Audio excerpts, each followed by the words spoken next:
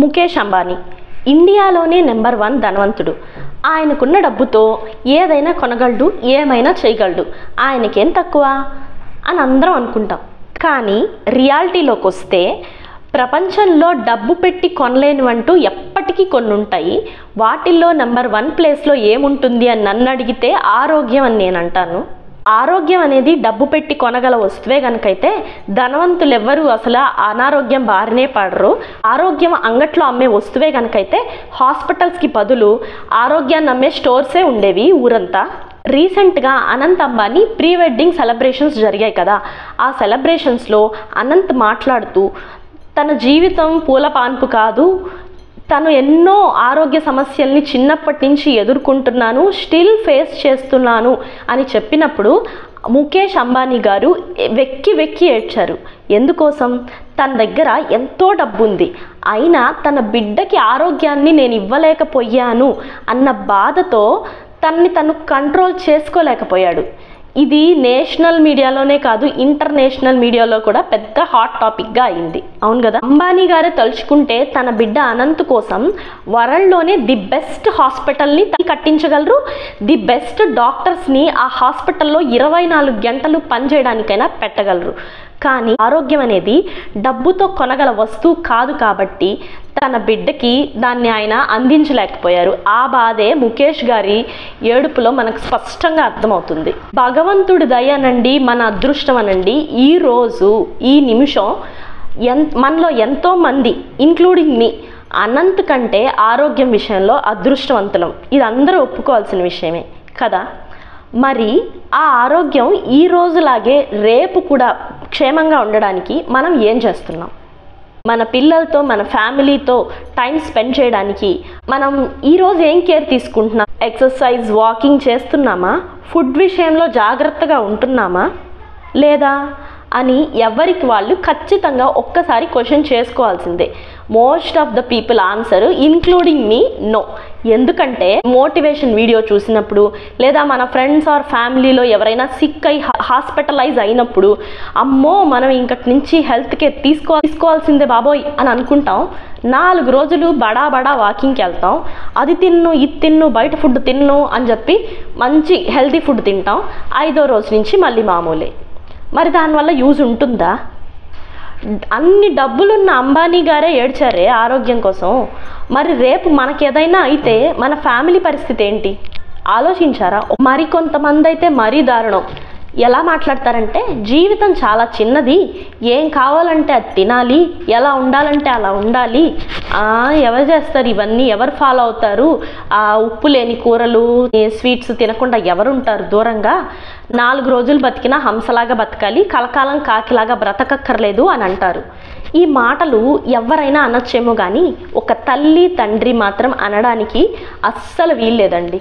ఎందుకంటే మీ life partner సంగతి కూడా పక్కన పెట్టండి, మీకు ఏదైనా అయితే రేపు మీ పిల్లల పరిస్థితి ఏంటి? ఖచ్చితంగా వాళ్ళ కోసమైనా సరే హెల్త్ కాన్షియస్గా ఉండి తీరాల్సిందే. ఈ రోజుల్లో ఆల్మోస్ట్ అన్ని జాబ్స్ ఫుల్ ఆఫ్ ప్రెషర్తో ఉన్నవే.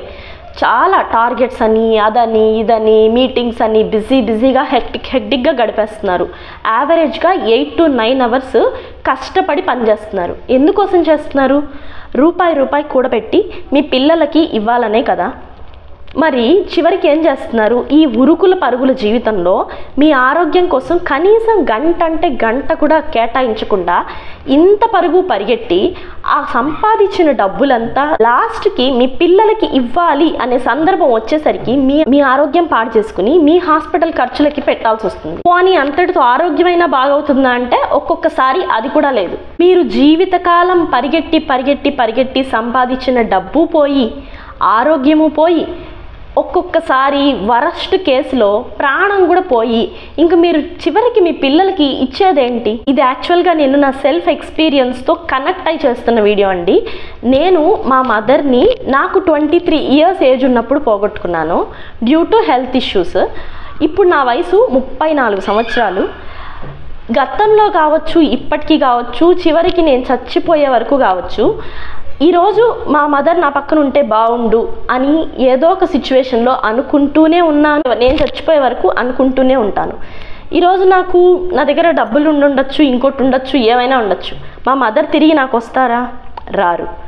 అందుకనే చెప్తున్నాను, అట్లీస్ట్ మన పిల్లలు సెటిల్ అయ్యే వరకైనా డబ్బులు ఇవ్వడం మాత్రమే కాదు, మనం వాళ్ళ పక్కన ఉండి వాళ్ళని ముందుకు తీసుకెళ్లాల్సిన బాధ్యత ఖచ్చితంగా ప్రతి పేరెంట్కి ఉంది. ఆ డబ్బు సంపాదించాలి, వాళ్ళకి నేను మంచి లైఫ్ ఇవ్వాలి అని రోజుకి 9 గంటలు మీరు కష్టపడుతున్నారు కదా, 1 గంట మీ ఉన్న ఆరోగ్యాన్ని బాగుంచుకోవడానికి, ఇంకొంచెం హెల్తీగా మీరు ఉండడానికి కూడా ఖచ్చితంగా మీరు స్పేర్ చేయాల్సిందే. మీకోసం కాదు, మీ వైఫ్ కోసమో మీ హస్బెండ్ కోసమో కాదు, కేవలం మీ పిల్లల కోసం. మీకు ప్రాపర్టీస్ ఉండొచ్చు, లేదా ఇన్సూరెన్సెస్ లాంటివి కూడా మీరు వాళ్ళ కోసం చేసి పెట్టుండొచ్చు.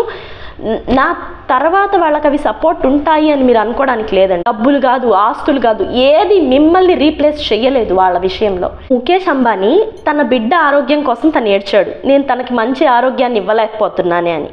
అలా తల్లిదండ్రుల ఆరోగ్యం కోసం, అంటే మన ఆరోగ్యం కోసం మన పిల్లలు ఏడవకుండా చేసుకోవడం మాత్రం ఈ రోజైతే ఖచ్చితంగా మన చేతుల్లోనే ఉంది. రేపు వాళ్ళకి ఆ స్థితి రాకూడదు. ఐసీయూ ముందు నుంచుని మన పిల్లలు మన కోసం ఏడ్చే సిచ్యువేషన్ వాళ్ళకి రాకుండా తర్వాత ఏమైనా జరగనివ్వండి, మీ ప్రయత్నం మీరు ఎంతవరకు చేస్తున్నారు చెయ్యట్లేదు అనేది ఖచ్చితంగా మీ రెస్పాన్సిబిలిటీని అవుతుంది. చివరిగా ఒక మాట చెప్తానండి, డబ్బు సంపాదించాలి అని పరిగెత్తడంలో ఆ సంపాదించిన డబ్బుతో కూడా కొనుక్కోలేనటువంటి విలువైన ఆరోగ్యాన్ని పోగొట్టుకుంటున్నామని మర్చిపోతున్నాము. ఈరోజు కనుక ఆరోగ్యం బాగుంటే రేపు డబ్బు సంపాదించుకోవచ్చండి. అదే కనుక ఆరోగ్యం ఒకసారి పాడైపోతే ఎంత డబ్బున్నా తిరిగి ఆరోగ్యాన్ని అయితే సంపాదించుకోలేము. వీడియో నచ్చితే లైక్ చేయండి, మీకు ఏమనిపించిందో కామెంట్ చేయండి. ఇలాంటి మరిన్ని వీడియోస్ చూడాలనిపిస్తే నన్ను సపోర్ట్ చేయడానికి సబ్స్క్రైబ్ చేయండి. ఒక చిన్న విషయం అండి, వీడియోలో అన్నాను కదా మీ పిల్లలు ఐసీయూ ముందు ఏడవకూడదని. దయచేసి అది ఎవరినన్నా హర్ట్ చేసి ఉంటే నన్ను క్షమించండి. ఎందుకన్నానంటే మా అమ్మకి బాగాలేనప్పుడు నేను అలాగే కూర్చుని ఏడ్చాను. మా హస్బెండ్ వాళ్ళ నాన్నగారికి కూడా హెల్త్ ఇష్యూస్ వల్లే చనిపోయారు. మా మామయ్య గారి కోసం మా హస్బెండ్ అలాగే కూర్చుని ఏడ్చారు. మేమిద్దరం పడ్డ బాధ ఏ పిల్లలు వాళ్ళ తల్లిదండ్రుల కోసం పడకూడదు అన్న మంచి ఉద్దేశంతో చెప్పానే కానీ ఎవరిని బాధ పెట్టాలని కాదు. ఎవరైనా హర్ట్ అయింటే నన్ను క్షమించండి.